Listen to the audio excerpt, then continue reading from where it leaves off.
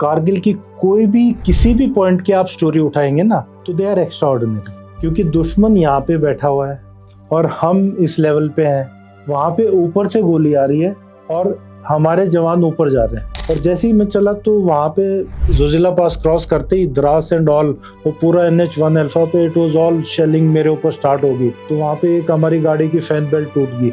मैं बोला nothing doing, you keep moving. ठीक है, दुश्मन की गोली से नहीं मरेंगे हम, अपने जवानों को, अपने जो फॉरवर्ड पोस्ट है उनको एम्युनिशन देंगे टाइम पे। और फिर we started moving at night without headlights. So this was so risky कि भाई वहाँ पे आपकी गाड़ी नीचे भी जा सकती है। हमने NSCN का जो वहाँ पे कैंप वगैरह होते थे वहाँ पे वो डिस्ट्रॉय किए, हमने वो डिस्ट्रॉय किए, बल्कि एक जवान के हमारे वहाँ पे बुलेट्स आके लगी। उस टाइम में कंटिन्यूसली क्रॉस फायरिंग चल रही है मिलिटेंट्स के साथ। तो आप ये देखिए कि फायरिंग को भी कंट्रोल करना है, अपने बंदे को देखना है, and you have to pass orders to the RMO। मैं बोला शक्करपारे थोड़े बहुत हम लेके जाएंगे, otherwise ammunition is the saving grace. मैं बोला ये होगा हमारे पास तो हम जीत के वापस आ जाएंगे। खाना तो हम 2 दिन नहीं खाएंगे, कोई फर्क नहीं पड़ता। तो जंगल के अंदर हमारे ऊपर मिलिटेंट्स ने फायर कर दिया और मिलिटेंट्स का फायर इस साइड से आया एंड आर जवान्स उन्होंने पीछे वाले टेल पे फायर किया। तो हमारे जवान आगे से मुड़ के देवर दैट वे। तो जैसे मैं पीछे था, अगर मैंने उसी टाइम बोल दिया होता कि भी फायर बैक, अगर उसी टाइम वो भी फायर खोल देता पीछे की तरफ, पीछे हम है, आगे वो है, वो थोड़ा मिलिटेंट साइड में, तो हम एक दूसरे के गोली मार रहे। मैंने इतनी पार्शल पिट निकाल के ठीक करके दोबारा से लगाई हैं, क्योंकि उसमें क्या होता है अगर फ्यूज़ आपका थोड़ा सा हिट है, उसके अगर डेटोनेटर पे थोड़ा सा भी उसमें टाइमिंग्स होता है, वो अगर एक्टिवेट हो गया, फ्यूज़ एक्टिवेट, शेल फटा, एक शेल फटा दूसरे को फाड़ेगा, इट्स अ चेन रिएक्शन। तो ये काफ़ी आई एम लकी इनफ कि I face so much of bullets, so much of these kind of things कि मैं आज ठीक ठाक विदाउट एनी स्प्लिंटर्स और without any injury I am sitting here. Hi everyone, welcome to Talking Through. Today we have a very special guest with us. His name is Colonel Vijay Dahiya. He is an army veteran with over 30 years of experience and taken part in Kargil war. So without any further ado, let's meet our today's guest, Colonel Dahiya. Colonel Dahiya, thank you so much for accepting our request and coming to this podcast. It's being our honor and privilege to have you on our show. आपका मैं तहे दिल से शुक्रिया अदा करना चाहता हूँ। और इस पॉडकास्ट को फॉर्मली शुरू करते हुए मेरी आपसे एक रिक्वेस्ट है, हम हमारी ऑडियंस के लिए आपके बारे में कुछ और जानना चाहते हैं। राइट, आपका क्या बैकग्राउंड है, आपका आर्मी का सफ़र कैसा रहा और आपने कब और कैसे ये डिसाइड किया कि डिफेंस पर्सनल आप बनना चाहते हैं और आर्मी एज अ प्रोफेशनल आपको ज्वाइन करना है, उसके लिए क्या मोटिवेशन आपका रहा, अगर आप ये बताना चाहें।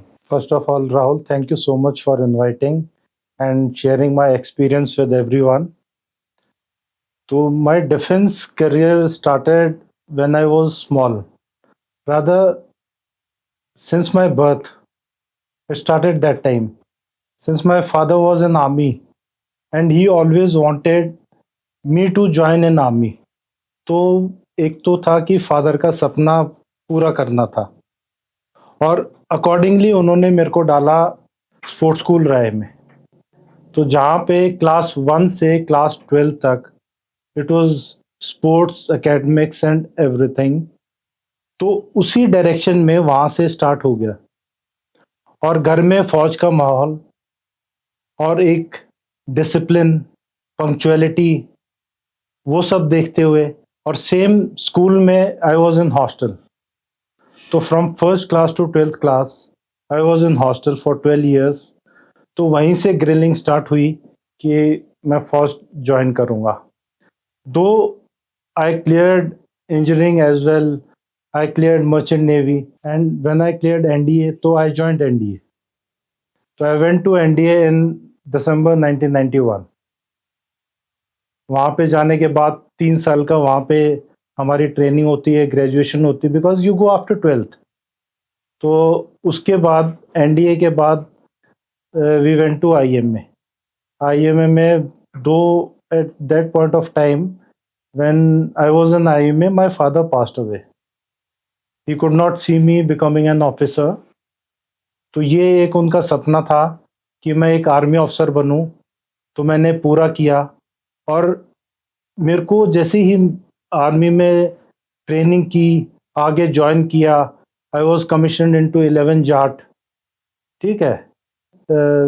आई went to 11 Jat for attachment and my parent unit was army ordnance corps. तो उस टाइम जो सप्लाई आर्म्स, सपोर्ट आर्म्स हैं, इनका अटैचमेंट होता था for 2 years, 1 year accordingly. EME का जैसे 1 साल का था, ऑर्डिनेंस का 2 साल का, एएससी का 2 साल का। तो I was attached with 11 Jat और मेरी अटैचमेंट थी नॉर्थ ईस्ट में। तो वहाँ से असली जब वहाँ पे नॉर्थ ईस्ट में जाके और हमने मिलिटेंसी देखी, वहाँ पे वी सर्व विद इन्फेंट्री। तो एक इन्फेंट्री मैन की क्या लाइफ होती है, जो हमारे को 4 साल में ट्रेनिंग दी जाती है। It is such a rigorous training कि यू मेक, बच्चों से आपको लीडर बना दिया जाता है, because you come after 12th and once you pass out तो you have to command your people. ठीक है, आपका पर्सपेक्टिव टुवर्ड्स लाइफ चेंज हो जाता है। ठीक है, it becomes everything for your people, for the country. हर एक स्टेप पे आपको ग्रिल किया जाता है कि you have to serve the country. और वो कंट्री के लिए जो फीलिंग होती है, तो when you start training and comradeship और आपस में बडीज, एंड वहाँ का each and every moment, each and every step, each and every हर एक जो टाइम है वो ऐसा निकलता है कि आपको जब व्हेन यू लुक बैक कि ओके, अगर हमारे को ये पनिशमेंट भी मिली थी, ये भी हमारे फायदे के लिए थी। सो दैट, तो ये चीजें थी। और thankfully I came to army and it is within me कि that discipline, punctuality and everything, and I find myself totally fit for army. तो that was the journey for joining army. और एक चीज़ आपसे ये पूछना चाहता हूँ, आपने आपके एनडीए के दिनों की बात की। काफ़ी डाइवर्स बैकग्राउंड से वहाँ पे स्टूडेंट्स आते होंगे। Yes. आपने अपने बारे में बताया कि बचपन से आपके दिमाग में ये चीज़ थी और फैमिली का सपोर्ट था, वो चाहते थे कि आप आर्मी बैकग्राउंड जाओ। हाँ, ये केस हर किसी के शायद नहीं होगा, राइट? तो आपको काफ़ी सारी अलग अलग पर्सपेक्टिव स्टोरीज मिली होंगी, डिफरेंट बैकग्राउंड के आपके फ्रेंड्स बने होंगे। तो ड्यूरिंग एनडीए डेज की कोई इंटरेस्टिंग स्टोरी अगर आप बताना चाहें हमारी ऑडियंस को, जिसने आपको इंस्पायर भी किया हो और एक नया पर्सपेक्टिव भी दिया हो लाइफ को देखने का, सोचने का। ये बिल्कुल आपने करेक्ट बोला कि भाई I was from a army background, but at least 80% are not from army background. Only 20% would be there जो आर्मी बैकग्राउंड से हैं। बाकी 80% सिविल बैकग्राउंड या फिर और कोई बिजनेस बैकग्राउंड, वॉट एवर। सो वहाँ पे I was from a sports school रहा है। मेरे लिए कोई भी physical activity, climbing a rope 30 feet high was not a problem. मेरा बच्चा भी करता है, I made him do it. ठीक है, तो यही प्रॉब्लम है कि जो सिविल बैकग्राउंड से आते हैं, they are not physically tough, mentally that much strong. ठीक है, तो उनके साथ जब हम चलने लगते हैं, ठीक है, तो एक incident, I am a national swimmer, I participated in nationals. ठीक है, तो स्विमिंग का मैं एक दो इंसिडेंट ऐसे होते हैं हमारे, which is after all humour. ठीक है, क्योंकि मुझे भी पानी से बहुत डर लगता है, अचानक से कोई धक्का दे दे या कुछ, या वो चीज तो मुश्किल। हाँ, तो नो, देखो, स्विमिंग सिखाना बहुत मुश्किल है, पर स्विमिंग वहां पे सबको पास करनी पड़ती थी। 50 मीटर जब आप वहां से एनडीए से पास होंगे, तो 50 मीटर्स, 100 मीटर्स के आपके टेस्ट होते हैं and you have to clear the test. तो हमारे जो कोर्स वाले थे, उनको क्या होता था, स्विमिंग नहीं आती थी, तो दे यूज्ड टू से कि Vijay, how do you do it? तो आई टॉट देम स्विमिंग। तो मैं उनको बोलता ऐसे और वो करते ऐसे, तो ऐसे करके वो नीचे पानी में जाने लगते। विजय तो गलत बताता है हमारे को। तो every time they used to jump from 10 metre board, 3 metres board, तो उनको बताते कि भी okay, you have to push the water. ठीक है, और वो ऐसे करते। ठीक है, दो इट इज वेरी रिस्की, और मेरी ड्यूटी लगती थी बीइंग अ स्विमर टू कि भाई ओके, स्विमिंग पूल में यहाँ पे खड़े हो जाओ। और कई क्या करते थे कि ओके, जंप कर रहे हैं विजय, मैं तेरे ऊपर आ रहा हूँ। तो that used to be quite funny and subsequently they used to be punished for that. ठीक है, एंड ड्यूरिंग द ड्रिल, और जो मेन तो होता था कि भाई they were totally ignorant about physical activities, कि वहां पे व्हाट फिजिकल एक्टिविटीज, तो एक दूसरे का हम इसी में हल्के में मजाक बनाते और उसको हम मोटिवेट करते, उसमें भी मोटिवेट करना है क्योंकि we have to take along everyone. हाँ, इसमें क्या होता है कि काफी ऐसे होते हैं कि those are not able to take the training, तो they can leave within specified period of time. हमारे टाइम में होता था भी और whatever 1 week 2 week 1 month में you have to pay something to the government because government has spent something on you, तो they can leave from there. तो but our endeavour used to be कि भी हर एक को हम साथ लेके चलें। Correct correct. हाँ, नाउ वहां आई से कैन इमेजिन के क्यों आर्मी पर्सनल्स में आपस में इतना ट्रस्ट और कॉमराडरी होती है, क्योंकि ड्यूरिंग ट्रेनिंग डेज जो कि बहुत ही टफ होते होंगे, हमने तो सिर्फ फीचर फिल्म्स में देखा है, कुछ बुक्स में पढ़ा है, बट आप लोगों ने तो वो लाइफ जी है। लेकिन एक दूसरे की जिस तरीके से आप लोग मदद करते हैं, लोगों को एंकरेज करते हैं, शायद यही एक जो बॉन्ड बनता होगा लाइफ लॉन्ग आगे, चाहे वो बैटल फील्ड में हो या out of battle on ground हो, वहाँ आई एम श्योर ये चीज़ बहुत काम आती होगी, एक दूसरे पे जो विश्वास बन गया होता है ड्यूरिंग दैट ट्रेनिंग। देखो एब्सोल्युटली, जो आपस में हम ट्रेनिंग करते हैं तो वहां पे ट्रेनिंग के टाइम में हमारे को ब्रदरहुड, कॉमरेडशिप, तो ये सब इतना एनग्रिल कर देते हैं हमारे अंदर, वो बोलते हैं कि ठूस ठूस के भरना, ठीक है, कि ये हमारे माइंड से नहीं जा सकता। क्यों ये सब इसलिए करवाते हैं क्योंकि बैटल फील्ड में अगर आपका जवान भी है, अगर आपने उसके साथ ट्रेनिंग की है, जब आप उसको बोलेंगे अटैक, तो वो अटैक के लिए जब ही जाएगा जब उसको आपके ऊपर कॉन्फिडेंस है। And you lead by example, यहाँ पे आता है कि भी खुद करोगे तो आपको फॉलो करेंगे। तो कहीं पे भी आप देखेंगे कि it is the officer who is leading the game, ठीक है, be it war zone, be it logistics, be it like I am ammunition अफसर। एमिनिशन अफसर में हमारा क्या होता है, ऑर्डिनेंस में यू आर अ एमिनिशन अफसर, ठीक है, तो we know about each and everything about ammunition, whatever is there in Indian army, ठीक है, and whatever is not there उसके बारे में ही पता होता है कि हाउ डज इट फंक्शन। तो हमारा एक मेन रोल इसमें ये भी होता है कि भी ओके, एमिनिशन की एक्सपायरी हो जाती है तो वो डू यू डू। तो अभी जैसे मान लो टैंक ND1 अल्फा जो हमारी 7 kg की माइन है वो एक्सपायर हो गया, उसका एक्सप्लोजिव, तो वो वापस हमारे ऑर्डिनेंस के पास आता है। ऑर्डिनेंस वालों का काम होता है as a officer to demolish that, ठीक है, to safe destruct, safe demolition या उसका। Safe demolition. तो we were there in Siliguri, तो वहां पे हम डेमोलिशन पिट लगाते थे, ठीक है, 100 माइंस एंड, तो 100 माइंस का आप देखो 700 kgs of TNT explosive, pure explosive, उसको लगा के जब हम पिट लगाते थे तो 10 किलोमीटर दूर my wife used to hear कि अच्छा आपका ये ब्लास्ट हो गया, I hope you are safe. तो 10 किलोमीटर दूर तक हमारे गैराज से मिट्टी निकलती थी, घरों में से मिट्टी, they used to find out कि ओके यहाँ पे आपका सेम वो, एज लाइक अर्थक्वेक पर लाइक फीलिंग होती है वहाँ हाँ, पे। पर जो वहां पे जो फाइनली लेट करना है उस डेमोलिशन पिट को, तो वो एक ऑफिसर करता है। तो that is we have to lead by example. जो हमारा AT है, हवलदार है, JCO है, they don't do it, we do it. और बाय चांस कई बार ऐसे इंस्टेंस हुए कि कोई हम ऐसा डेमोलिश कर रहे हैं, वहां पे those shells are with fuse, fuse वाली पिट मान लो हमारी पार्शल होगी। पार्शल इज कि हमने मान लो उसमें 100 शेल्स लगाए, ठीक है, जो एक्सपायर हो चुके, दैट इज विद फ्यूज।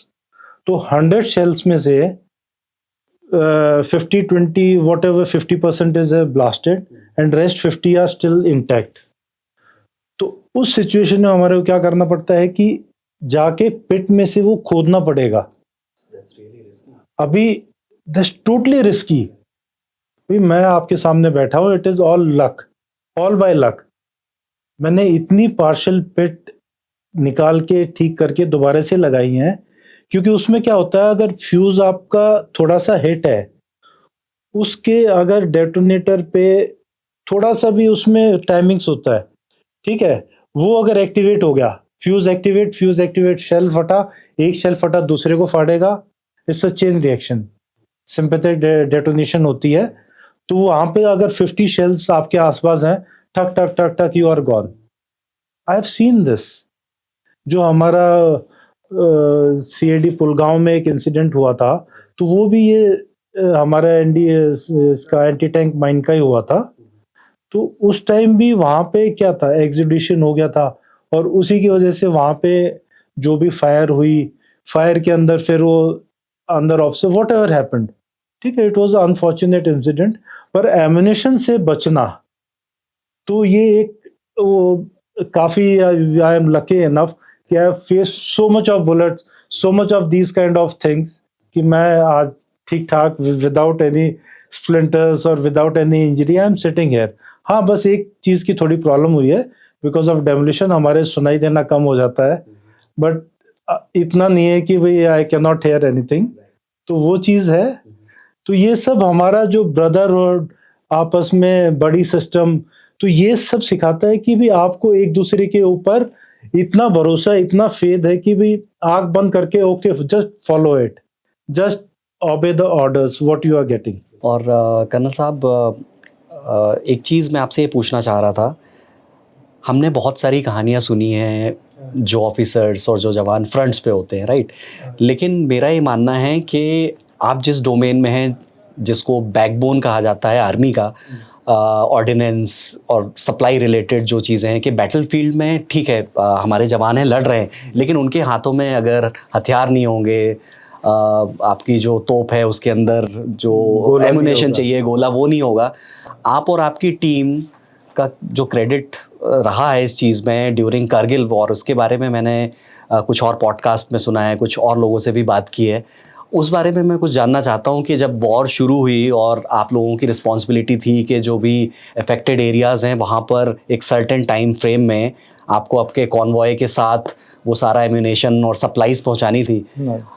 हमारा जो दुश्मन है वो था टॉप पे, वो तो टॉप, आप लोग रोड पे थे, फुली एक्सपोज्ड। उस टाइम वो करेज कहाँ से आप लोग लेके आए कि नहीं, देश के लिए करना है और एक टाइम के अंदर करना है? देखो, during of Vijay of Kargil हमारे को ऑर्डर्स मिले कि भी okay you have to move. तो मूव के ऑर्डर्स पे उससे पहले पता लग गया था कि भी ओके इन्फिल्ट्रेशन हो गया है, because this thing started in May, ठीक है, 4 मई को कुछ हुआ, 8-9 को एम्यूनिशन डंप था जो हमारा कारगिल में, उसके ऊपर फायरिंग हुई, तो वो टोटली डिस्ट्रॉय हो गया। तो वहाँ पे जितना भी एम्यूनिशन था कारगिल में, it was on base outside Kargil, तो वो पूरा डिस्ट्रॉय हो गया था। तो दे डायरेक्टली उनकी आर्टी फायर ने वो डिस्ट्रॉय कर दिया। फिर 14 को ये कैप्टन कालिया का इंसिडेंट हो गया। तो इन चीज़ों से हमारे को पता तो लग गया था कि भी समथिंग हॉस्टिलिटीज आर देयर। अभी इसमें क्या था कि जैसे ही ऑर्डिनेंस की हमारा रोल आता है एज ऑर्डिनेंस ऑफिसर्स, तो हमारे को ऑर्डर्स मिल गए भाई ओके यू विल मूव। तो मूव करने का without all this logistic support what is the point. तो हमारा वहां से मूव से पहले ही वी स्टार्टेड एनालाइजिंग कि हमारे एरिया और रिस्पॉन्सिबिलिटी में ओके ये 3 ब्रिगेड आती हैं, 3 ब्रिगेड के अंदर ये यूनिट, ये यूनिट, ये unit, these many units are there. हर एक के पास कितना डेफिशिएंसी है, कितना मेकअप करना है, स्टार्टिंग फ्रॉम आपका हथियार, देन एम्यूनिशन, देन आपका extreme winter clothing and other equipment, right. तो वहां से हमारा तो ड्यूरिंग मूवमेंट, मान लो हम मूवमेंट पे थे, वी स्टार्टेड फ्रॉम बरेली, ठीक है, मूवमेंट के टाइम भी we were on to that कि भी ओके हमारा ये सामान यहाँ से लेना है। तो रास्ते में जहां से भी हमने टाई अप किया, तो it was tied up throughout the country की भी ओके यहाँ पे ये चीज अवेलेबल है, tie up with them whatever way, from the ordnance depots, from civil this thing, anything civil and use, वहां से करना। जैसे बैटरीज हैं, सेल्स हैं, आपको रात को रिक्वायर्ड होंगे वहां पे फाइट करने के लिए, पहाड़ों में चलने के लिए, तो वो प्रिक्योर करना, ईसीसी क्लोथिंग प्रिक्योर करना। Then ordnance factories were day and night 24/7 they were working, ammunition factories they started working, they started producing. तो फाइनली वहां से चल के हमारे पास we were deployed in Kargil sector. तो वहां पे जब हम पहुंचे हैं, तो जहां पे भी एम्यूनिशन की रिक्वायरमेंट होती है, तो we used to get a log message कि ओके आपके पास सिग्नल आया कि ओके यहाँ पे चाहिए, and being the junior most officer, तो it was most of the time my duty कि भाई एमिनेशन लेके जाना है, इस पॉइंट पे डिलीवर करना है। We used to get a point, okay भाई ओके इस पॉइंट पे जाना है। तो such a incident happen, I was given a task कि भाई okay you have to take a convoy 10 vehicles full load of ammunition. तो वहां से we started off Zojila cross करते ही you come under enemy observation, और जितनी भी पीक्स थी, टाइगर हिल एंड अदर जितने भी हाईएस्ट पॉइंट थे, दे वर ऑक्युपाइड बाय पाकिस्तानीज, और total NH1 alpha was under observance. और जहां पे भी उनको पता लगता था कि भी ओके ये गाड़ी आ रही है, तो they used to come to know कि भी ओके आपका जो ALS में है टोटली कवर्ड, इसके अंदर एमिनेशन है, तो दिखाई देते ही they used to start firing. Vehicle type से दे कैन हाँ, दे कैन मेक आउट के अंदर क्या है उसके। Yes, they can make out कि भाई इसके अंदर क्या है, राइट, हाई टारगेट। और हाँ इज द प्राइम टारगेट, क्योंकि एक गाड़ी को हिट किया तो उनका एक दिन का एक गन का एमिनेशन आपने खत्म कर दिया। तो उतना ही गन पॉइंट से जो कंटिन्यूअस फायर गई है, Bofors was a saving grace for us during of Kargil. ठीक है, यानी कंटिन्यूअसली इतना एक्सपेक्ट नहीं किया था कि बोफोर्स गन इतना फायर कर सकती हैं, उनसे इतना फायर किया है। So that was the first time Bofors को उसके मैक्सिमम पोटेंशियल पे यूज किया गया या शायद। That was the first time. उससे पहले तो ट्रेनिंग में हुआ था। राइट। और उस साइड पे बोफोर्स गन ले जानी, that is also a task in itself. हमारी ले जाते टाइम भी एक गन फ्लैश फ्लड में इट गॉट वॉश्ड अवे, बिल्कुल। वो काफी डिफिकल्ट टेरेन है। हाँ, और उस टाइम क्योंकि वॉर जोन था तो रोड्स भी डैमेज हो गए। रोड्स भी नहीं थे, इट वाज सो डिफिकल्ट। तो जब हम गाड़ी लेके जाते तो ये टास्क मिलता, as a junior I was a captain that time, तो मेरे को टास्क मिला कि आप लेके जाइए। तो मेरे को बता दिया इस टाइम तक वहां पे पहुंचनी है by 0600 hours on so and so date. तो आई स्टार्टेड, और जैसे ही मैं चला तो वहां पे जोजिला पास क्रॉस करते ही द्रास एंड ऑल, वो पूरा NH1 अल्फा पे इट वाज ऑल शेलिंग मेरे ऊपर स्टार्ट होगी। तो वहां पे एक हमारी गाड़ी की फैन बेल्ट टूट गई। ठीक है, रेडियो सेट पे मिला कि ओके सर जैसे हो गया। मैं बोला nothing doing, you keep moving. ठीक है, दुश्मन की गोली से नहीं मेरे मरेंगे हम, अपने जवानों को, अपने जो फॉरवर्ड पोस्ट है उनको एमिनिशन देंगे टाइम पे। ठीक है, तो व्हाट स्ट्रेटजी आई अप्लाइड कि भाई okay now we take cover somewhere and we paint our headlights, और ये सारा मैंने पेंट किया। और फिर we started moving at night without headlights. So this was so risky कि भाई वहां पे आपकी गाड़ी नीचे भी जा सकती है। And I motivated all the drivers, को ड्राइवर्स, 20-25 लोगों की टीम थी 10 गाड़ियों पे।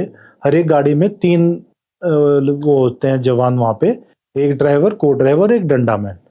ठीक है, तो तीनों को, तो 30 बंदे ये वहां पे सबको मोटिवेट करके वहां पे बोला, और एग्जैक्ट टाइम से पहले पूरी रात को, दिन में ट्रेवल किया था, रात को ट्रेवल किया, क्योंकि स्पीड कम थी रात को।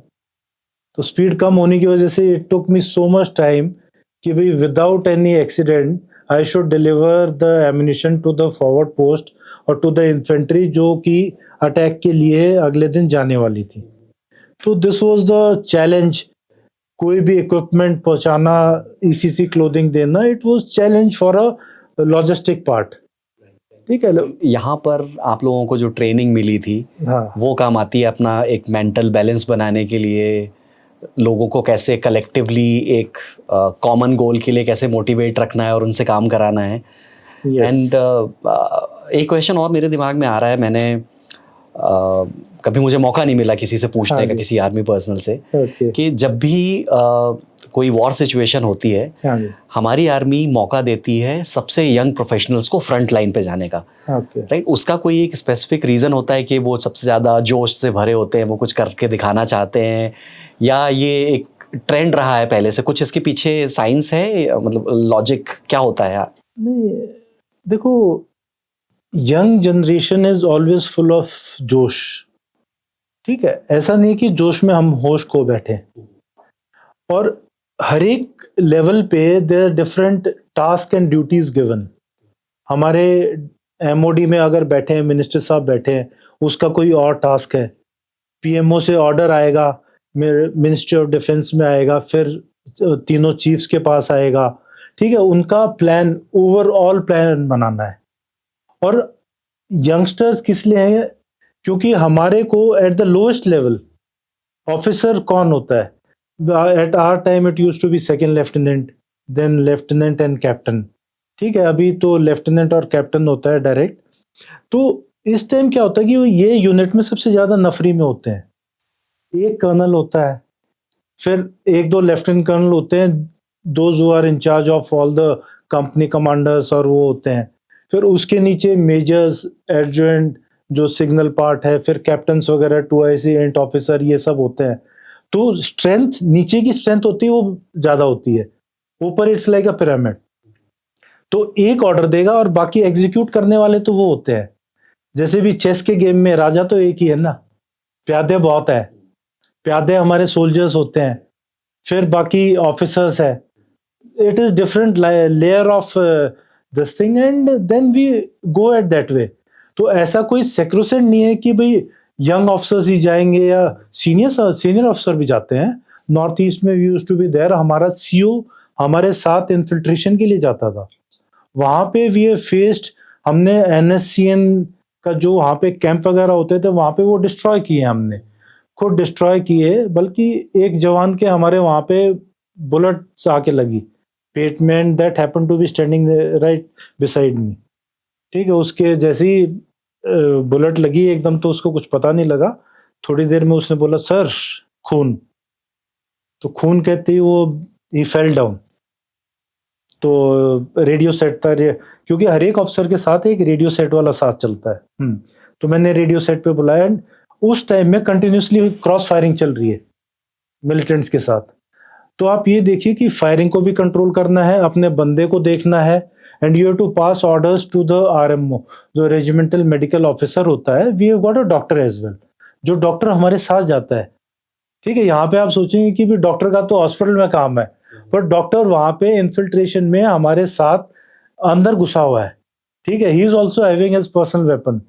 अगर कहीं से आएगा तो कोई देखेगा नहीं ये डॉक्टर है, ये इन्फेंट्री मैन है। अगर कोई मिलिटेंट सामने आएगा तो उसको भी चलानी पड़ेगी। तो एवरीबडी ट्रेन्ड दैट वे कि अपनी टास्क तो करेंगे ही, पर दूसरे की भी टास्क करेंगे। तो आई कॉल द डॉक्टर कि भाई ओके ये हो गया। तो वो देखा, ही वॉज लकी इनफ कि जो AK-47 का बर्स्ट आया, तो पहला बर्स्ट उसकी मैगजीन पे लगा। He was carrying a 7.62 SLR, तो ऐसे पकड़ी हुई थी उसने, ही वॉज फायरिंग, तो यहाँ पे उसके मैगजीन पे पहला बर्स्ट लगा, और फिर उसके नीचे बकल, बेल्ट का बकल था, उस पे लगा, and then went into stomach. तो it was a saving grace कि ज्यादा नहीं हुआ। देन ही केम, थोड़ा सा उसको मैंने भी ब्लड रोका, and we called for help, and chopper came after half an hour, he was evacuated. तो उस टाइम भी आप देखिए कि जो हमारी ट्रेनिंग है वो काम आती है, ठीक है। हर एक इंस्टेंस पे तो सीनियर अफसर भी हैं, जूनियर भी हैं। वहां पे CO साहब जो हैं वो भी वहीं पे अंदर ही हमारे साथ घूम रहे हैं। उसी को बताया तो आधे घंटे बाद वो भी वहां पे उसको कि ओके बेटा कोई बात नहीं, तुम ठीक हो जाओगे, ठीक है, कह के वहां से उसको हमने डिस्पैच किया। तो that way senior officers are there to motivate their men, और young officers lead by example, and men follow because they have faith in their officers. That is there. और क्योंकि अभी हम करगिल वॉर के मैं आपके कंट्रीब्यूशन के बारे में बात कर रहे थे, तो एक एक्सपीरियंस मैं आपसे पूछना चाहूँगा। During that point of time आप काफ़ी सारी रेजिमेंट्स के टच में भी आए होंगे। जब आप उनसे मिलते होंगे तो काफ़ी सारी स्टोरीज वो बताते होंगे, कभी करंट क्या सिचुएशन चल रही है। I know most of the things are in public domain, तो अगर हम कुछ चीज़ों के बारे में बात कर सकते हैं कि उस टाइम क्या चैलेंजेस वो फेस कर रहे थे, कोई मोटिवेशनल स्टोरीज जो वहाँ कोई CO और लीडर्स बताते हैं कि हमारे जवानों ने ये एक्स्ट्राऑर्डिनरी काम कर दिया है, हमने जो सोचा था उससे कई गुना बेटर कर दिया है, वैसी कोई स्टोरी अगर आप बताना चाहें। ऐसी तो कारगिल की कोई भी किसी भी पॉइंट की आप स्टोरी उठाएंगे ना, तो दे आर एक्स्ट्राऑर्डिनरी। क्योंकि दुश्मन यहाँ पे बैठा हुआ है और हम इस लेवल पे हैं, और स्टीप 70 डिग्री क्लाइंब है। तो जब आप क्लाइंब करोगे and somebody is dominating the height, fully exposed है, छुपने के लिए जगह नहीं है, तो fully exposed, just going for an attack is a miracle and it's something unusual thing कि किसी को अगर हम बताएंगे भाई आगे से ऊपर से गोली आएगी और तेरे को ऊपर ही जाना है, ठीक है, सामने से गोली आ रही है और उसको फेस करना है, तो नॉर्मल भीड़ में से कितने लोग होंगे? जब पुलिस भीड़ पे गोलियां चलाती है तो सब पीछे हट जाते हैं ना। वहां पे ऊपर से गोली आ रही है और हमारे जवान ऊपर जा रहे हैं, ठीक है। अनयूजुअल थिंग अपने आप में ये एक जो भी अटैक था, टाइगर हिल, टोलोलिंग, पॉइंट 4178 वॉटेवर, ठीक है, हर एक पॉइंट की अपनी कहानी है। और इन सब को करने के लिए जैसे मान लो जवानों को हम बोलते थे कि भाई ओके आप इतना एम्यूनेशन लेके जाओ, वो कहेंगे नहीं सर, आप जितना हम भर सकते हैं, जो भी हमारे अंदर हम डांगरी में भरेंगे, इस पॉकेट में, इस पॉकेट में। हमने एक ये बड़ा अनयूजुअल देखा, ठीक है। एक होता है हमारे बजरी ऑर्डर, ठीक है, जब एक पनिशमेंट होती है पीस टाइम में कि यू गिव अ बजरी ऑर्डर टू अ जवान, ठीक है। उसमें बजरी ऑर्डर में क्या होता है कि भी जो भी आपके बैकपैक है, पिट्ठू है, उसके अंदर बजरी भरते हैं और पूरा जितना भी स्पेस होती है ना, हर एक छोटी पॉकेट, बड़ी पॉकेट, हर एक पॉकेट में बजरी भर देते हैं। तो वो एम्यूनिशन को उसके वैसे भर रहे थे कि भी ओके मैं यहाँ पे भी एम्यूनिशन, यहाँ पे भी एम्यूनिशन। इन्फेंट्री मैन का जो भी था, काफी मेरे फ्रेंड्स थे, they used to tell me कि यार और कुछ नहीं लेके जाएंगे, हम सिर्फ एम्यूनिशन लेके जाएंगे ऊपर। खाना भी नहीं? खाना भी मना कर दिया उन्होंने। हम बोले यार और कुछ नहीं, शक्कर पारे ले जाओ, बिकॉज वहां पे शक्कर पारे ओके। मैं बोला शक्कर पारे थोड़े बहुत हम लेके जाएंगे, otherwise ammunition is the saving grace. मैं बोला ये होगा हमारे पास तो हम जीत के वापस आ जाएंगे। खाना तो हम दो दिन नहीं खाएंगे, कोई फर्क नहीं पड़ता, ठीक है, ऐसे ही हम रह लेंगे, पाकिस्तानियों को खाना मिलेगा ऊपर, वो खा लेंगे, ठीक है। बट हम एम्यूनिशन से कमी नहीं आनी चाहिए, और एम्यूनिशन कम पड़ गया तो फिर तो क्या कर सकते हैं। पर एम्यूनिशन के बावजूद भी जब वहां पे अटैक होता है, देखो this is, we are trained in academy कि भाई आपको 1 to 1 कैसे फाइट करनी है, धावा बोलना है। When you are into vicinity of आपका जो दुश्मन सामने आ गया, तो उस टाइम आपका बेनेट निकलता है, जो भी जो राइफल के आगे लगता है, तो उस टाइम जो एक जोश है, ठीक है। हम एकेडमी में पुतला बनाते हैं, पुतले के अंदर घोप निकाल करते हैं, ठीक है। And that is with such a josh कि उस टाइम आपको पता नहीं होता कि भाई okay what you are doing, ठीक है। It has to come from within, क्योंकि आपके आगे जो है उसके अंदर बिल्कुल आपको चीर देना है उसको, ठीक है, so that they can't do anything. It's Bennett fighting, जो आपकी किसी भी उसमें एसएलआर में आजकल 5.56 हैं, तो हर एक के आगे बेनेट लगता है। That is for the close combat. जब आप गोली नहीं चला सकते हैं तो उसमें क्या करेंगे, तो उससे फाइट करेंगे, उसको आगे से निकाल के, दैट्स लाइक अ नाइफ, इतना बड़ा होता है। और जैसे हमारे गोरखाज है और हैं, वो खुखरी रखते हैं, तो खुखरी से तो वो गर्दन को उड़ा देते हैं। It is that sharp. अगर आप उसको ऐसे चेक करते हैं तो आपका it is sharper than a blade. तो ये सब चीजें हैं, और every step is a learning, और every step is so this thing कि भाई हमारे को कोई बैठ के बात करता है ओवर द ड्रिंक्स कि ओके हमारे साथ ही आज भी हम नई नई बातें सुनने को मिलती हैं।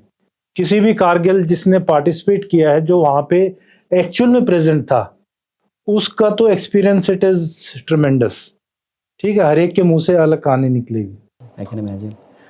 और कर्नल साहब कोई एक एग्जांपल, आई नो बहुत सारे आपके पास होंगे, बट आर्मी में जो भी ऑफिसर्स रैंक के लोग होते हैं उनको बहुत सारे स्ट्रैटेजिक डिसीजन लेने पड़ते हैं, राइट, क्योंकि मैक्सिमम चीज़ें इमरजेंसी सिचुएशन में होती है, टाइम बाउंड होती हैं, और बहुत सारे लोगों की जान स्टेक पे होती है।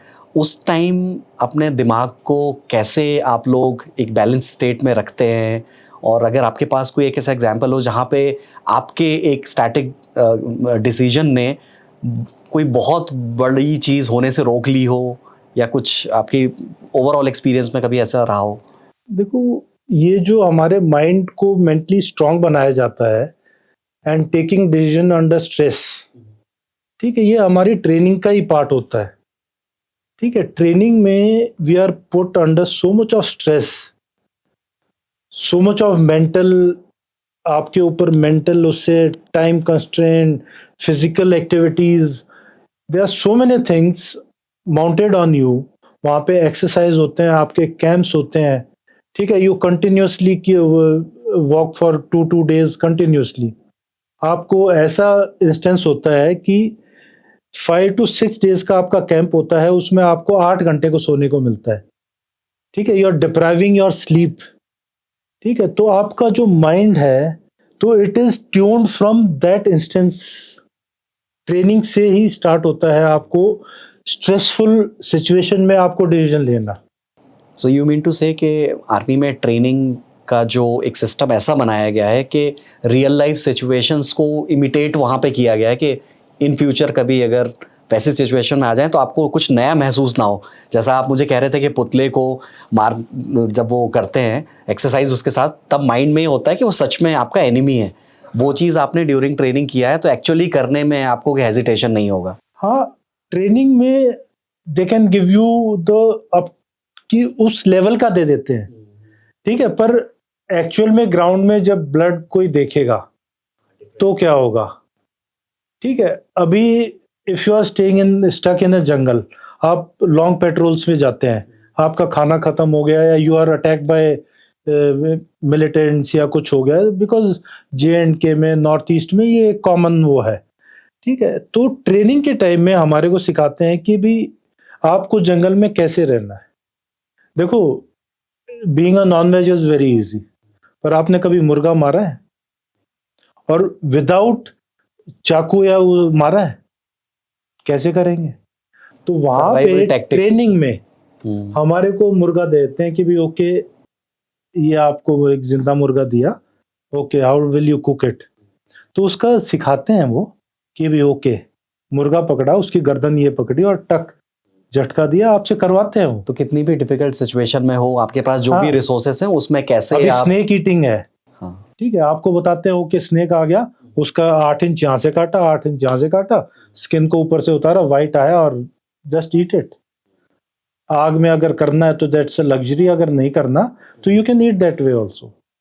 तो उस लेवल तक का हमारे को ट्रेनिंग दी जाती है, ठीक है। We are put under so much of stress. अभी एक बार हमारी ट्रेनिंग के टाइम में it was continuously raining for 6 days। हमारे पास ना सोने की जगह ना कुछ, ठीक है। तो ऐसे में और लास्ट में हमारा ऑलमोस्ट 2 days की वॉक होती है कंटिन्यूसली। तो पीपल स्लीप वाइल वॉकिंग, यानी हमारी प्रैक्टिस होती है और हमारे को इतना रिग्रेस फिजिकल एक्टिविटी होती है when we are in NDA. तो एकेडमिक्स भी साथ चलता है। तो सुबह हम पीटी और ड्रिल करके आते हैं और क्लास में फिर हम पढ़ रहे होते हैं, ठीक है। टीचर बोलते हैं ओके विजय, कैडेट विजय, ठीक है, पर आंखें खोल के हम सो जाते हैं, ठीक है। हमारी प्रैक्टिस होती है ओके हम ऐसे बैठे रहेंगे, हमारा पेन चल रहा है और हम सो रहे हैं, पेन चलता रहेगा नीचे। तो we are put under so much of mental pressure, ठीक है। And there are so many things which are unknowingly we do in the academy, ठीक है। सो वी रियलाइज कि that is a part of training. और जब ये situations आती हैं, जैसे हमारे ऊपर आई situation when we are going in Nagaland, तो हमारे ऊपर we are almost 1 company strength, 1 company की 120 के 120 पीपल वर देयर। तो दे वर जस्ट मूविंग। तो हर एक के बीच में 1-1 मीटर का होता है, तो ये काफी लंबा हमारा वो स्ट्रेच हो जाता है। तो जंगल के अंदर हमारे ऊपर मिलिटेंट्स ने फायर कर दिया और मिलिटेंट्स का फायर इस साइड से आया एंड आर जवान्स, उन्होंने पीछे वाले टेल पे फायर किया। तो हमारे जवान आगे से मुड़ के देवर that way, they were also in ना अम्ब्रेला शेप, ऐसे ना क्वेश्चन मार्क शेप में थे। तो जैसे मैं पीछे था, अगर मैंने उसी टाइम बोल दिया होता कि भी फायर बैक, तो जो हमारे जवान और इसके बीच में there was hardly any angle, ठीक है। तो हो सकता है कि भाई किसी का गन पॉइंट राइट को हो जाता है कि भी ओके राइट से फायर आ रहा है, और वही चीज वहां पे जो फ्रंट में है the company commander, I was in the rear, company commander was leading, तो he also stop the fire कि भी फर्स्ट ऑब्जर्व। अगर उसी टाइम वो भी फायर खोल देता पीछे की तरफ, पीछे हम है, आगे वो है, वो थोड़ा मिलिटेंट साइड में, तो हम एक दूसरे के गोली मार देते। इतनी डिफिकल्ट स्ट्रेसफुल सिचुएशन में होने के बाद भी presence of mind, presence of that is the mind, training. That decision has to come from within split second. ठीक है, what action has to be taken, you just drop into the ground, observe कहाँ से आ रहा है. ठीक है, फिर AGL वगैरह फायर, ऑटोमेटिक ग्रेनेड लॉन्चर्स होते हैं. ठीक है, 30 mm का होता है, उससे फायर करो उसी डायरेक्शन में, 2-3 बंदों को वो तहस नहस कर देता है. तो we used to have all the automatic weapons. तो पर यही है कि ये डिसीजन लेना उसी टाइम का है कि ओके भाई आपको क्या करना है. ठीक है, तो there have been so many instances कि भाई आपका, एक बार था कि भाई रात को मैं ऐसे ही अरुणाचल नागालैंड के बॉर्डर पे आई वाज देयर. तो one militant, we caught one militant, he said कि ओके सर एक बार ना मैंने आपको छोड़ा था, मैंने मारा नहीं आपको. मैं बोला भाई you are such a great person, तूने मारा नहीं, पर मैं पूछ सकता हूँ क्यों नहीं मारा और कहाँ पे ये इंस्टेंस हुआ. तो ये सेड कि सर ये लगभग उस टाइम की बात है और रात को 2-3 बजे के बीच में आपको इन्फॉर्मेशन मिली कि मिलिटेंट्स आ गए. तो आपने फटाफट अपनी टीम को लेके आए और आप इस पोजीशन में थे और आपको कुछ हलचल दिखाई दी वहां पे, आपने फायर नहीं खोला. ठीक है, आप खड़े हुए थे, आपके 2 मीटर पीछे झाड़ी में मैं था. तो मैंने, मेरी गन कॉक थी और मैंने बस निकाला और मैं मारने वाला था. फिर पता नहीं मेरे दिमाग में क्या आया, आई स्टॉप्ड. मैं बोला क्या, मैंने क्या पहन रखा था. बोला सर आप सीवीज में आए थे, आपका डार्क ट्राउजर था और लाइट शर्ट था कोई. मैं बोला यार ये क्या, तो ठीक रहा है. ठीक है, तो दैट मीन्स कि देखो I could have flung that way. ठीक है, उस टाइम अगर मैं जवानों को बोलता कि भाई ओके वहां से आवाज आ रही है वहां पे फायर कर दो. ठीक है, हो सकता है वो दूसरी डायरेक्शन में उसके और भी फ्रेंड्स थे. अला सर आपके जवानों ने वहां पे हमारे भागे तो उन्होंने फायर नहीं खोला था. ठीक है, तो फायरिंग स्टार्ट नहीं हुई तो मैंने भी फायरिंग नहीं की और दैट थिंग वेंट ऑफ. तो उसके बाद उस मिलिटेंट को, वो पुलिस में उसको हैंड ओवर कर रहे थे, तो उसने बताया. तो आई सेड कि भी पुलिस वालों को रिक्वेस्ट किया कि भी I want him to become my informer. हला sir who takes a guarantee. मैं बोला जब इसने मेरे को जान एक बार दे दिया तो आई टेक हिज गारंटी. तो उसके बाद उसने कम से कम 15-20 मिलिटेंट की इंफॉर्मेशन मेरे को दी, वो पकड़े हमने. ठीक है, we converted, we motivated them to surrender and leave normal life. वहाँ पे गवर्नमेंट की जॉब्स वगैरह दिलवाई. तो these kind of decisions always come fruitful. Colonel साहब, मेरा अगला जो आपसे क्वेश्चन है that is related to communication skills.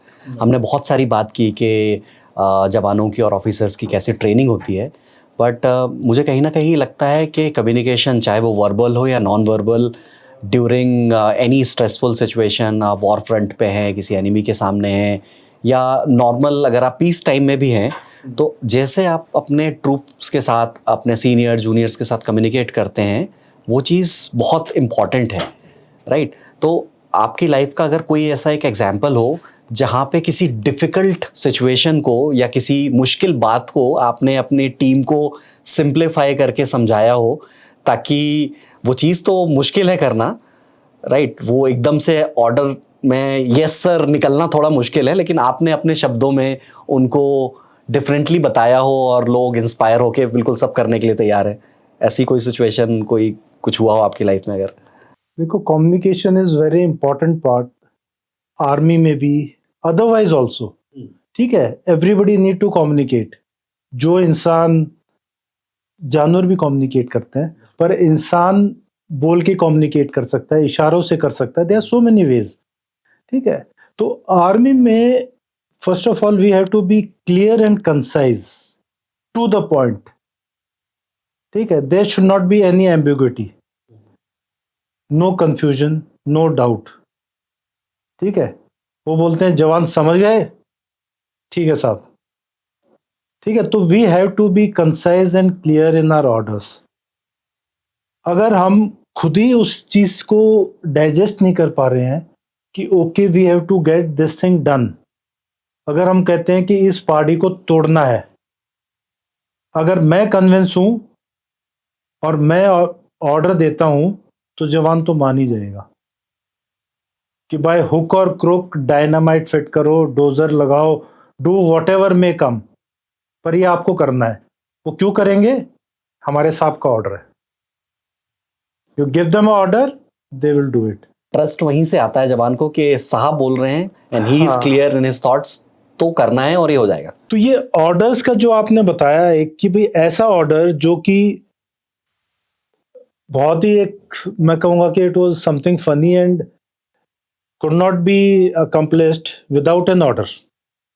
Clear cut order मिले तो ये काम हुआ। हमारे एक होते हैं रिलीजियस टीचर होते हैं जो हम पंडित जी बोलते हैं। तो हमारी जब हम सिक्किम सेक्टर में थे, हमारी एक पोस्ट थी एमनिशन पॉइंट एट 14,000 प्लस फीट यथांग में। ठीक है, वहां पे हमारा एमनिशन पॉइंट था। तो अब उसको हमारे को पनिश करना था क्योंकि वो अपना काम ठीक से नहीं कर रहा था। तो अब कैसे करें? तो उसको मोटिवेट करके हमने ये बोला कि जो जवान वहां पे एमनिशन पॉइंट पे हैं वो नीचे तो आ नहीं सकते हैं। तो उनको बताया कि पंडित जी आप जाइए और उनको मोटिवेट करके आइए, उनको एक लेक्चर दे के आइए। तो हमारा जो एम था इट वाज डबल एज्ड, कि हमारा काम भी हो गया, ऑर्डर्स पास किए, he had to follow that clear cut orders, then he went, he came down. उसके बाद तो ही केम ऑन प्रॉपर तरीके से, जो होता है फौज का सिखलाया हुआ, उस तरीके से काम करने लगे। तो दीज आर द थिंग्स कि कम्युनिकेशन हमारा किसी भी लेवल पे, किसी भी छोटे से छोटे लेवल पे और बड़े से बड़े लड़ाई के लेवल पे कहीं पे भी काम आ सकता है। So we have to be good communicator. तो गुड कम्युनिकेशन में आता है, जैसे my wife keep telling me कि you have to have patience to listen, because listening is a skill. कि अगर आप सुनेंगे नहीं तो आप समझेंगे क्या? तो सबसे पहले तो समझने की बात आती है, वो घर से ही स्टार्ट हो जाता है। शादी के बाद तो भाई हर किसी को सुनना पड़ता है। That's correct. That is it. Right. Colonel साहब, मेरा अगला जो आपसे क्वेश्चन है वो रिलेटेड है आर्मी पर्सनल्स और जो भी डिफेंस पर्सनल हैं उनकी लाइफ से रिलेटेड। आई नो आप लोगों की थ्रू आउट योर सर्विस काफ़ी डिफ़िकल्ट टेरेंस में अलग अलग जगहों पे पोस्टिंग होती है, जहाँ पे एट टाइम्स थोड़ी वेदर कंडीशंस डिफरेंट होती हैं, वहाँ पे जो फैसिलिटीज़ हैं उसमें थोड़ी कमी हो सकती है, लेकिन उसके बाद भी आई डोंट थिंक सो कभी कोई ये मना करता है कि मेरी इस जगह पोस्टिंग नहीं होनी चाहिए। अपनी सारी फैमिली के साथ लोग बार बार यहाँ से वहाँ ट्रांसफ़र लेते हैं, सेटल होते हैं। तो ये सारी चीज़ों से ओवरऑल आप लोग कैसे अपने माइंड को एक सर्विस ओरिएंटेड सिचुएशन में रखते हैं in spite of all these difficulties? क्योंकि फैमिली में सारे लोग एक उस पे होना, एक डिसीजन पे होना मुश्किल है। तो ये सिचुएशन आपने अपनी पर्सनल लाइफ में कैसे मैनेज की है? लोगों की एक्सपेक्टेशंस को कैसे मैनेज किया है, फैमिली मेंबर्स को? देखो, I being from a army background, तो मेरे को तो ये चीज़ें पहले से ही पता थी। ओके, कि आपकी पोस्टिंग आती है, ये होता है। But most of our officers who are from civil background, उनके लिए एक बहुत नई चीज़ है। ठीक है, जब भी हमारी पोस्टिंग आती है तो पहले तो ये हमारे को होता है कि भाई हमारी पोस्टिंग अब कहाँ आएगी। जनरली क्या होता है, हमारे जो पॉलिसीज होती है इट इज़ दैट कि एक पीस देंगे आपको, peace profile and one field. ठीक है, until unless there's some war going on or something else going on, तो we get these kind of posting। और पूरे इंडिया में आपको घुमाते हैं, तो आप पूरे इंडिया का भ्रमण करवा देते हैं। ठीक है, नॉर्दर्न सेक्टर में, नॉर्थ ईस्ट में, साउथ में, वेस्ट में, सेंट्रल इंडिया, तो आपका रोटेशन में सारी पोस्टिंग आती है। पर चैलेंज ये होता है कि भाई ओके, आपका बच्चे होने के, शादी होने के बाद बच्चों की एजुकेशन होती है, तो एजुकेशन कई इंस्टेंस पे सफ़र करती है।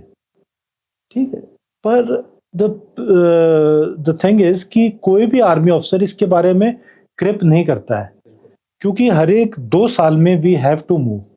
सबको पता है कि भाई ओके 2 साल में पोस्टिंग आने वाली है, या तो हम वहाँ पे अपने फैमिली को छोड़ देते हैं। तो these are hard moments for us कि फैमिली को वहाँ पे हम छोड़ के जाएंगे टिल द टाइम आपका एकेडमिक सेशन ख़त्म नहीं होता, and then we shift our families.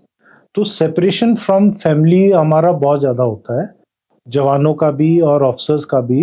It is not that कि भाई ऑफिसर्स का कम है या जवानों का कम ज़्यादा है, तो हर किसी का सेपरेशन है। पर इस चीज़ के लिए मेंटली हमारे को प्रिपेयर किया जाता है। और जब किसी का कोई लेडीज़ आती हैं शादी होके, व्हेन दे आर मैरिड, तो शादी होती है बोलते हुए they are married to olive green. ठीक है, जैसे आर्मी में ऑलिव ग्रीन है, तो दे से कि भाई you are also part of our family.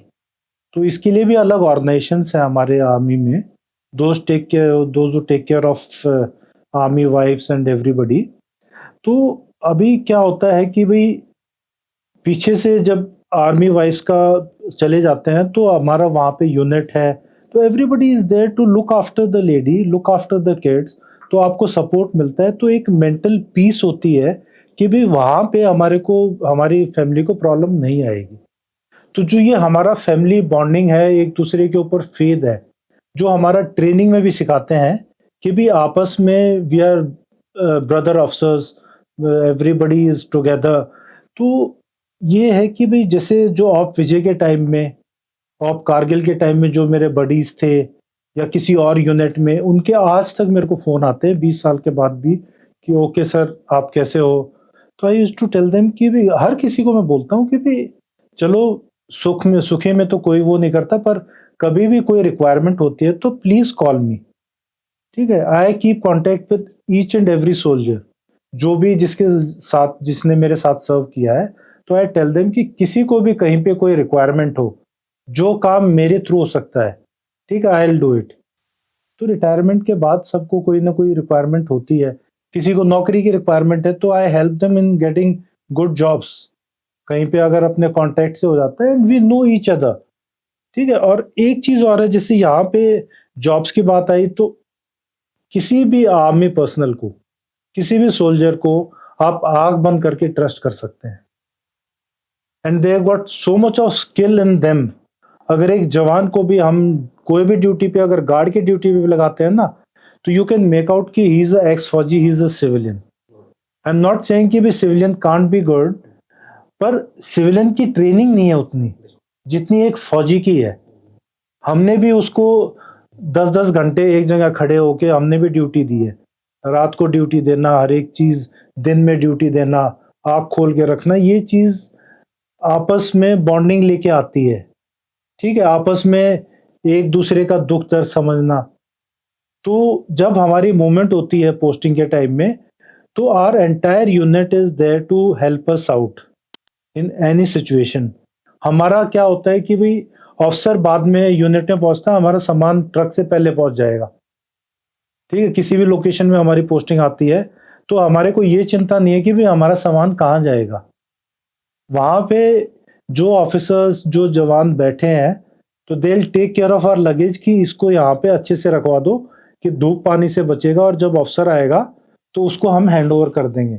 अफसर 1 हफ्ता बाद, 1 महीने बाद जब भी आएगा, ठीक है, वो उसका घर सेट करवाने में, हर एक चीज करने में। तो ये जब सपोर्ट आपको पूरी ऑर्गेनाइजेशन एज अ आर्मी, हम एज अ फैमिली देख के लेके चलते हैं, तो इट्स लाइक अ फैमिली। कहीं पे भी जाए, we are into our family, और फैमिली से तो हम अलग होते नहीं। Great great, now I get to wife know कि ये जो बच्चे तो चलो they are support close system है। Family, but for entire army is our family, so we take it that way. और कर्नल साहब, I know currently after serving army आपने अपना कुछ एक सिक्योरिटी सर्विसेज का बिजनेस शुरू किया है। तो उससे रिलेटेड मैं आपसे पूछना चाहता हूँ कि आपका जो आर्मी का एक्सपीरियंस रहा है, वहाँ आपने जो चीज़ें सीखी हैं, चाहे वो लीडरशिप हो, ऑर्गेनाइजेशन स्किल्स हों, और बाकी बहुत सारी डिसिप्लिनरी चीज़ें हों, आज वो इस बिज़नेस को रन करने में और नए क्लाइंट्स के साथ वर्क करने में आपको कैसे हेल्प कर रहा है? I just like to know from the perspective के आर्मी पर्सनल्स के बारे में जब हम बात करते हैं, एक पॉइंट आपने कहा कि आप उन पे ब्लाइंड ट्रस्ट कर सकते हो कि अगर आप उनको कोई भी रिस्पॉन्सिबिलिटी दोगे वो अच्छे से कर लेंगे।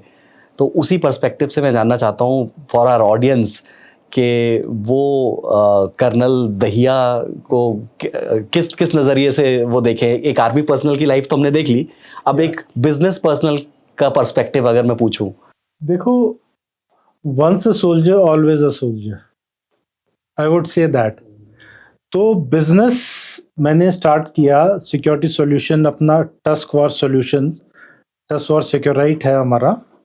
ठीक है, इसमें basically we are providing physical security, then threat analysis, risk management, then corporate security, hospital security, residential security, each and everything. Basically सबसे पहले स्टार्ट होता है कि आपका ओके फिजिकल सिक्योरिटी जो हम गार्ड्स लगाते हैं। तो जहाँ पे भी यहाँ पे वो चीज़ आती है कि भी अगर गार्ड को हम अपने हिसाब से ट्रेनिंग कर सकते हैं तो उसको वहाँ पे डिप्लॉय करो, नहीं तो he is not suitable for that particular job. तो जो हमारी एक्सपेक्टेशंस हैं, if they are able to meet up to say 80%, he qualifies for that particular job.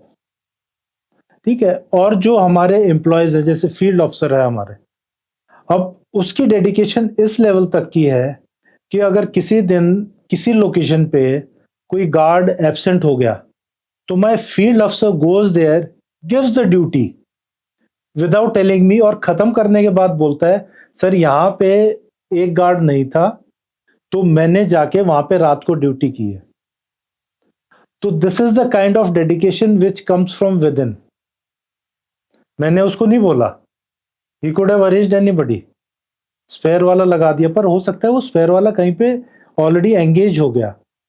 तो that is the kind of faith and dedication towards this work.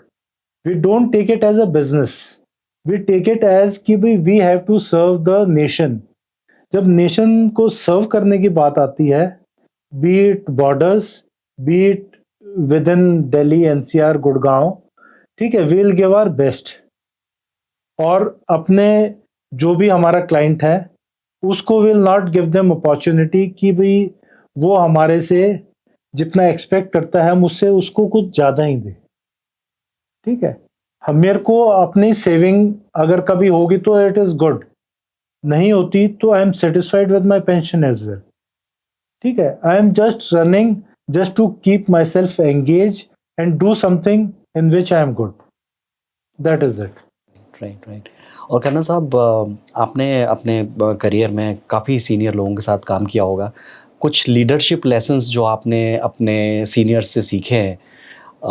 ये question मैं पूछ रहा हूँ क्योंकि हमारे जो ऑडियंस बेस है उसमें काफ़ी सारे लोग यंगस्टर्स हैं, between age group from starting from 18 years to like 32 years, जो हमने अपने स्टैट से देखा है चैनल के। तो उनके लिए अगर आप कोई जो आपने अपनी लाइफ में लीडरशिप लेसन सीखे हों अपने सीनियर से, वो प्लीज़ आप बताएं। देखो, लीडरशिप में सबसे पहले तो मैं बोलूँगा डिसिप्लिन, जो आजकल की जनरेशन में विच इज़ लैकिंग। आपका डिसिप्लिन, करेज, पंक्चुअलिटी, आप आज की जनरेशन में उठाओ, ना डिसिप्लिन है, ना करेज है, ना पंक्चुअलिटी है, तो they are missing out on all these aspects. तो I would like to tell this generation कि we should inculcate these principles in ourself. और जब हम अपने से स्टार्ट करेंगे, लाइफ में अगर आपके डिसिप्लिन नहीं है, ठीक है, get up in the morning, go for walk, run, what ever you can do, ठीक है, आपका एक रूटीन होना चाहिए, उस रूटीन को फॉलो करो, टाइमली आप उसके अंदर put yourself into that. Work के लिए जाना है तो बी देयर ऑन टाइम, जो आपको काम बताया गया है, ठीक है, डेडिकेशन टूवर्ड्स वर्क। तो ये सब चीज़ें जो हमने आर्मी में डे 1 से हमारे को सिखाई जाती हैं कि you can not be late, come whatever में, ठीक है, पंक्चुअलिटी, डिसिप्लिन, आपका करेज, कन्विक्शन, रेजिलियंस, ये सब चीज़ें हैं we need to inculcate in our present generation, and they should learn from people like us if they want to, ठीक है, if they are willing to learn that way and if they get motivated, well and good. If somebody wants to contact anybody, so there are so many people whom they can contact, ठीक है, nowadays soft skill trainers are there, so you can contact them and they give you live lessons की भी, okay, how to go about it. हमारे time में तो कुछ भी नहीं होता था, we learned the harder way, that is और सर एक चीज़ पे मैं आपका पर्सनल पर्सपेक्टिव जानना चाहता हूँ। कुछ कंट्रीज़ हैं जहाँ पर कंपलसरी आर्मी ट्रेनिंग है, इज़राइल और कुछ और कंट्रीज़ हैं। आपका पर्सनल व्यू इस चीज़ पे क्या है? आई नो इंडिया जैसी इतनी बड़ी कंट्री में ऐसी चीज़ों को ऑर्गेनाइज़ करना, इम्प्लीमेंट करना बहुत मुश्किल है। लेकिन अगर ऐसा कुछ इन फ्यूचर होता है, तो उससे क्या बदलेगा अगली जनरेशन में? कुछ पॉइंट्स आपने मुझे बताए हैं, बट उसके बियॉन्ड अगर कोई चीज़ है और आपका पर्सनल पर्सपेक्टिव। उससे सबसे पहले तो नजरिया बदलेगा हर एक का। ठीक है, हम every individual think about himself और every army person, every soldier, they think about country and they people when they command. ठीक है, अपने बारे में लास्ट में सोचते हैं और अपने कंट्री के बारे में, देशभक्ति, अपने सोल्जर्स के बारे में, दूसरे के कंफर्ट के बारे में पहले सोचते हैं। अपना कंफर्ट लास्ट में आता है। तो जब हम ये कंपलसरी करेंगे कि okay you have to undergo some compulsory this thing, आपको यहाँ पे सोल्जर बनना है, ट्रेनिंग करनी है, तो मैं समझता हूँ कि ये सब के अंदर एनग्रिल हो जाएगा। और ये जब हो जाएगा तो एक अच्छी सोसाइटी बनेगी, जैसा कि यूरोपियन कंट्रीज और बाकी कंट्रीज में है। वहाँ पे इट इज सो पीसफुल। यहाँ पे हर एक चीज में भागा भागी। अभी सुबह भी आते हुए रिक्शा वाला भी गाड़ी के आगे, मोटरसाइकिलिस्ट भी आगे, हर किसी को रेस लगी हुई है कि मैं पहले, मैं पहले। यहाँ पे किसी में पेशेंस नहीं है, कोई दूसरे के बारे में सोचता नहीं है। जब हम दूसरे के बारे में सोचेंगे, अपने को लास्ट में रखेंगे, then everything will change. So this starts from the same thing: discipline, punctuality, and thinking about others. So I would say कि this will entirely change the perspective of everyone. And colonel साहब, before wrapping up this podcast, एक छोटा सा rapid fire आपके साथ कुछ questions हमने आपके लिए रखे हैं। सो अगर आपने आर्मी ज्वाइन नहीं की होती, आप करंटली किस प्रोफेशन में होते? आर्मी में ही होता क्योंकि मेरे पास चॉइस थी इंजीनियर बनने की, मर्चेंट नेवी में जाने की, but I choose the army life. So second choice भी आर्मी। करेक्ट करेक्ट, मतलब अगर आर्मी है तो वही है, उसके आर्मी अलावा है और तो कोई उसके ऑप्शन अलावा नहीं। कुछ और नहीं। और दूसरा मेरा सवाल है एंटरटेनमेंट से रिलेटेड।